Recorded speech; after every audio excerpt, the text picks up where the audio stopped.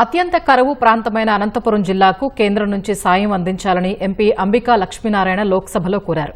రాయలసీమ ప్రాంత అభివృద్దికి ముఖ్యమైన ప్రాజెక్టు బనకచెర్లకు కేంద్రం మద్దతు కావాలన్నారు.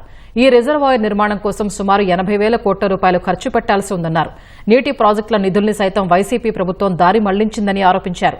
కమాండ్ ఏరియా డెవలప్మెంట్ స్కీమ్ కింద కేటాయించిన నిధుల్ని పూర్తిగా వినియోగించే విధంగా కేంద్రం చర్యలు తీసుకోవాలన్నారు.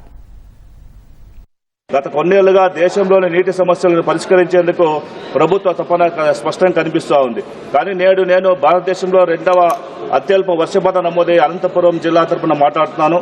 అయితే దశాబ్దాలుగా నీటి కొరతను ఎదుర్కొన్నటువంటి ప్రాంతం ఇది. అయితే 2014-2019లో మన నాయకుడు శ్రీ నారా చంద్రబాబు గారి యొక్క నేతృత్వంలో రాయలసీమను సస్యశ్యామలం అభివృద్ధి చేసే దిశగా ఒక మంచి ప్రాంతంగా మార్చేందుకు కృషి చేస్తున్నాం. హంద్రీ నివాస్ సుజల స్రవంతి ప్రాజెక్టును దాదాపు 80% పూర్తి చేసి కృష్ణానది యొక్క జిల్లాలని కర్నూలు, అనంతపురం, కడప, చిత్తూరు జిల్లాలకు తీసుకొచ్చాం. కానీ గత ప్రభుత్వం మిగిలిన 20% హంద్రీ నివాస్ పనులు కూడా పూర్తి చేయలేకపోయింది. రాయలసీమకు వచ్చే జూన్ నాటికి నీరు అందించాల లక్ష్యంతో మేము పనిచేసుకుంటున్నాం మేడం. అదేవిధంగా రాయలసీమ అభివృద్ధికి ఎంతో ముఖ్యమైన మరో ప్రాజెక్టు కేంద్రం సాయం అవసరం అవుతూ ఉంది.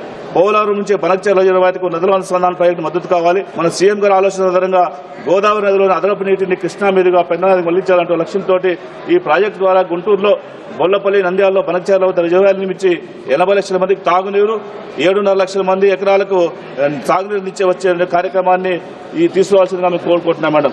దీనికి సంపూర్ణ మద్దతు కేంద్రం నుంచి కావాలని చెప్పేసి మేము కోరడం జరుగుతూ ఉంది. ఈ ప్రాజెక్టు కోసం దాదాపు 80,000 కోట్ల రూపాయలు పైచలు ఖర్చు పెట్టాల్సిన అవసరం ఉంది. కమాండ్ ఏరియా డెవలప్మెంట్ స్కీమ్ కింద కేటాయించిన నిధులు పూర్తిగా వినియోగించడానికి కేంద్ర ప్రభుత్వం చర్యలు తీసుకోవాలి మేడం.